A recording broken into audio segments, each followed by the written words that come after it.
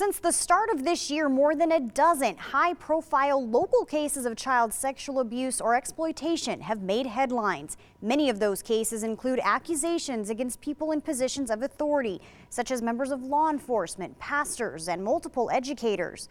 We wanted to know if this was an increasing pattern, and if so, can anything be done about it? We want to warn you, some of the language you are about to hear is graphic. At any given time, more than 750,000 child sexual predators are online working to sexually exploit children. That's according to statistics from the Idaho Crimes Against Children Coalition, which also estimates more than 34,000 Idaho children are solicited online each year. The commander of the Idaho Internet Crimes Against Children Task Force, which works to find and prosecute online offenders, says they are seeing an increase in the number of child sex abuse cases they work. To date, I believe we're probably about 640-ish, and keep in mind we still have about 3 months to go. I believe last year we were about 570, the year before maybe 250. So it's progressively getting more and more. Some reasons for that? I think this is probably a combination of availability, population increase, reporting. Parents are getting better about finding something. Looking at specific counties throughout the state between July and September of this year, Canyon and Ada counties are 2 of the 3 highest in terms of caseload. While most other counties report between 1 to 6 cases, Canyon and Kootenai counties have 15, and Ada County hits triple digits with 129 cases. ICAC investigators like Tamara Pitts look into those cases. I receive cyber tips. I have to review all of those images or videos that come in as part of that cyber tip. I have to describe them and prepare everything for court ahead of time. According to ICAC, those images and videos are getting more and more gruesome. It doesn't just include child pornography anymore. In one instance, we have ropes being used. But the lion's share of what we're seeing, violent rapes, screaming, torture. We know as investigators that this is always going to be out there, and we just have to do the best we can to stop the ones we can.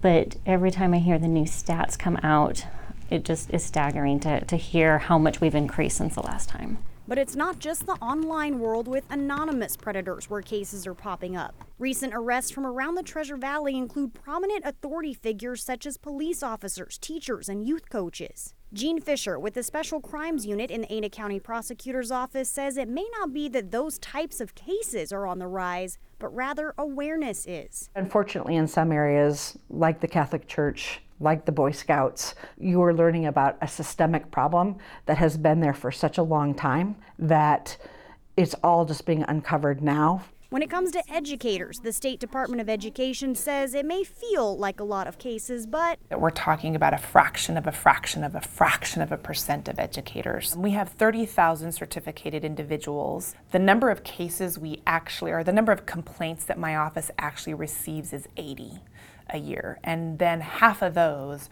are typically even opened for investigation, and then about half of that actually has probable cause determinations, which means disciplinary action. When it comes to hiring in the education field, it's up to local districts who to employ. However, the DOE does run nationwide background checks on every potential hire. But we will get notified of any arrests that any of the states report, all 50 states. As for certified educators, we also run a check to ensure that you haven't had any disciplinary actions in other states.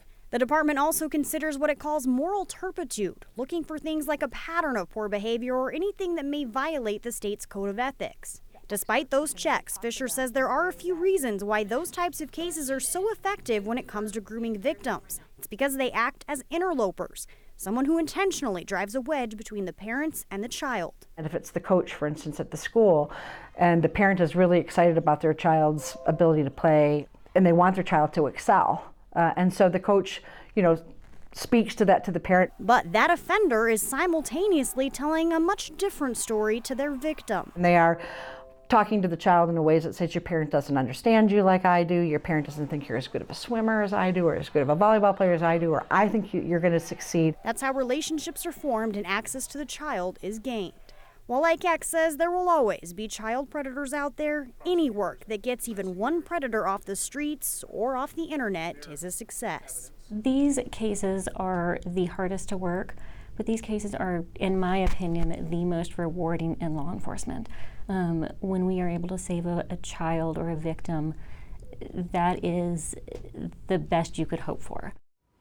The task force does have a wellness program in place to help with the mental health of its investigators who have to look at all of that explicit online content. And as far as protecting your child from predators, ICAC says the best defense is simply being hands-on and aware. We have more detailed tips and advice about that from the task force online at KTVB.com.